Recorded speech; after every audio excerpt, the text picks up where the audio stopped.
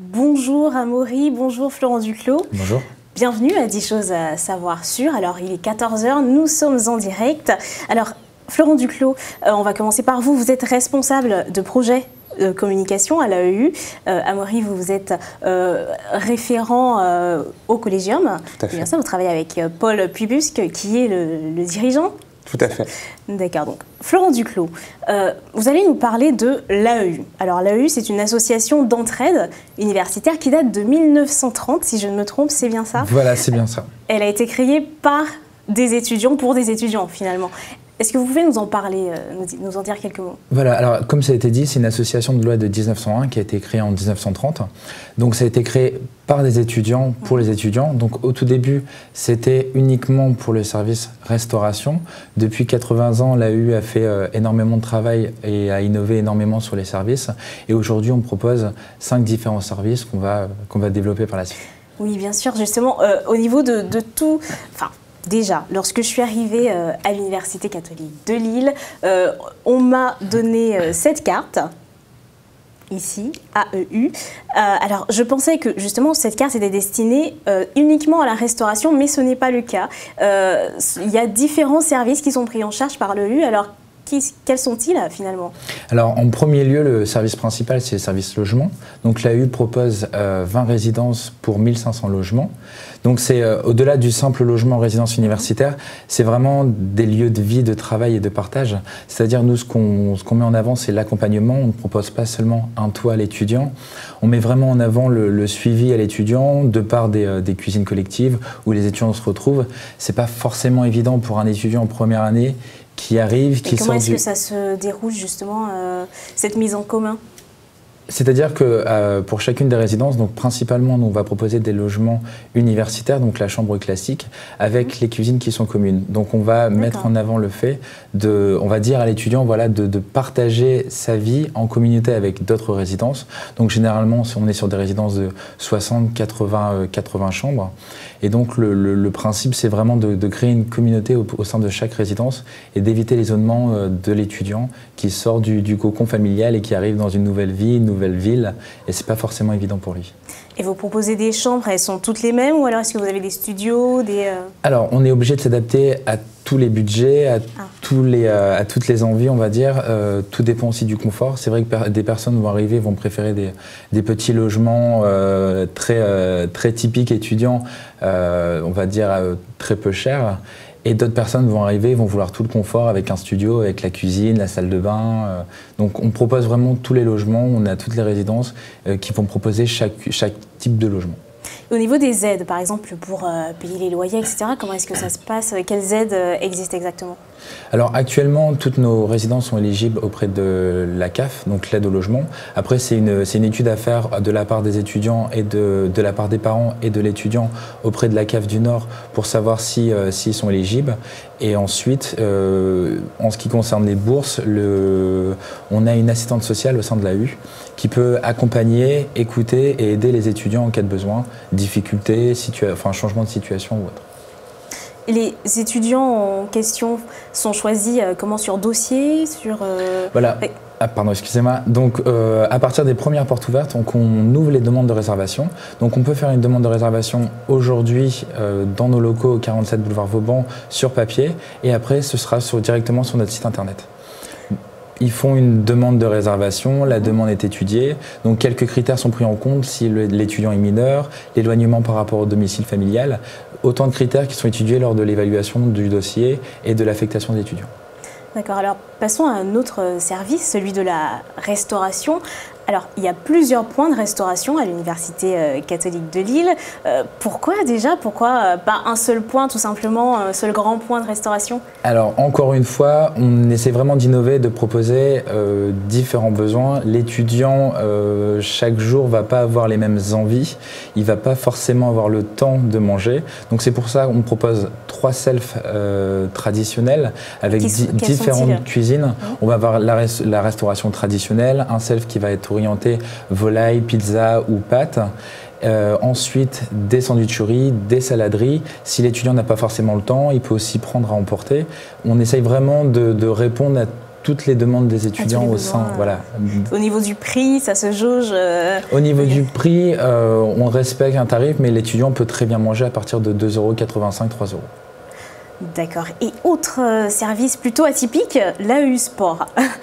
Pourquoi avoir créé un domaine, un service sport? Alors le sport sur le campus, c'est aujourd'hui, on va dire, c'est un besoin pour les étudiants, c'est une vraie demande. On voit chaque année ça a été créé par rapport à une demande. Ça demande. Tous nos services en fait sont vraiment étudiés, c'est-à-dire qu'en fonction des demandes, les demandes des étudiants de hier ne seront pas les mêmes que les demandes des étudiants de demain. Et donc aujourd'hui, les étudiants ont besoin de faire du sport, ils ont besoin de s'aérer la tête. Et donc on propose 2 salles de sport sur le campus, que ce soit de la cardio, de la musculation ou des cours de zumba, de danse, ça c'est tout à fait envisageable. Et on parlait tout à l'heure de la carte service, et donc c'est pas uniquement la carte pour la restauration, mais c'est aussi une carte d'accès pour la salle de sport et aussi pour nos résidences universitaires. Et justement, par rapport à cette carte, je suppose que les nouveaux étudiants ne sauront pas vraiment comment l'utiliser. Est-ce que vous pouvez nous en dire plus? Quelle est sa durée de validité? Alors la carte est valide toute l'année scolaire, renouvelable chaque année. Il faut juste que l'étudiant nous prouve qu'il est encore étudiant l'année où il souhaite renouveler sa carte. Donc en priorité, c'est bien sûr un porte-monnaie électronique pour payer son repas au tarif étudiant au sein du restaurant universitaire. La carte coûte 11 €.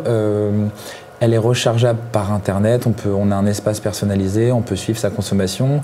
Les parents peuvent regarder, recharger par Internet, par carte bleue. C'est vraiment assez libre et pratique.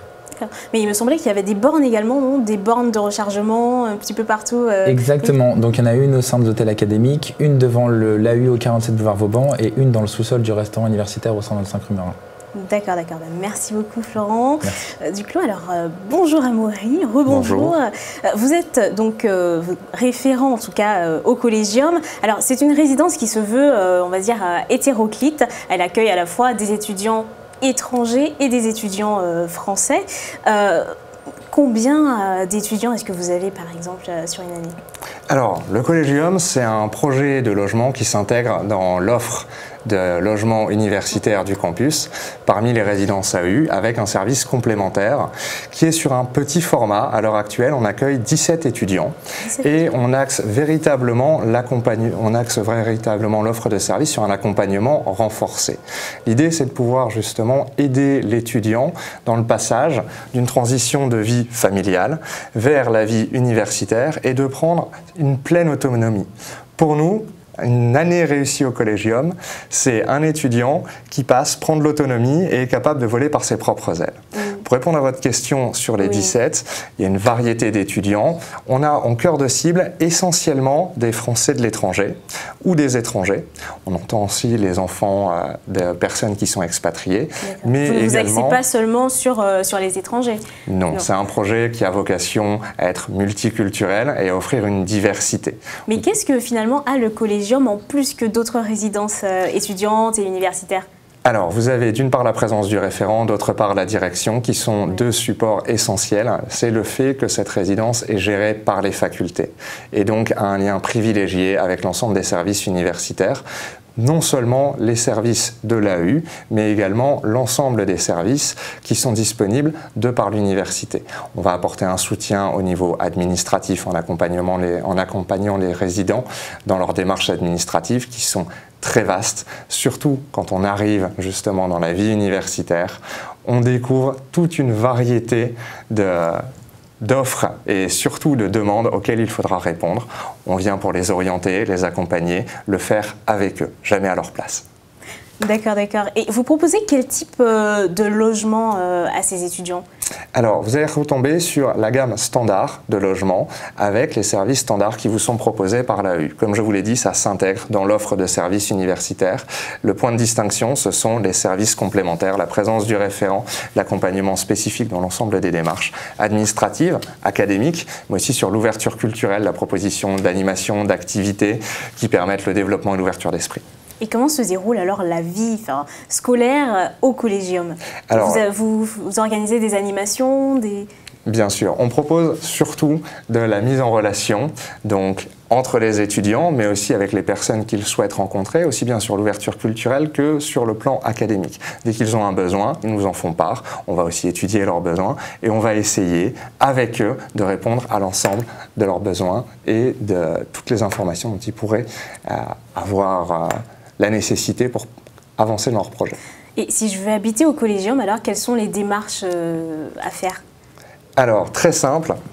Il vous suffit d'aller sur le site des facultés et d'adresser une candidature auprès de Paul Dupuy-Busque. Vous pouvez également nous rencontrer durant les prochaines portes ouvertes pour visiter la résidence. Et vous acceptez par rapport à quel cahier des charges, quelles conditions est-ce qu'il faut respecter?